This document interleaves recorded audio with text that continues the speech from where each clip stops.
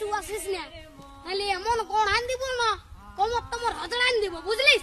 চল যা, আমি বলছি আর শ্বশুর ঘর যাবো নাই, যাবো নাই, যাবো নাই, তুই চলে যা। না যাব, আমি তোমার সঙ্গে যাব। না দেবো, আমি তোমার তাই দেবো। হ্যাঁ বলে গেছি, আমার পেছু পেছু আর আসিস না, নাহলে এমন গোহান দিব না। কি বলছি? ও দাদা, তোর বউ আছে? হ্যাঁ নাই গো কেন? ওই জন্যই শান্তি হিরোর রকম ঘুরে বলছিস।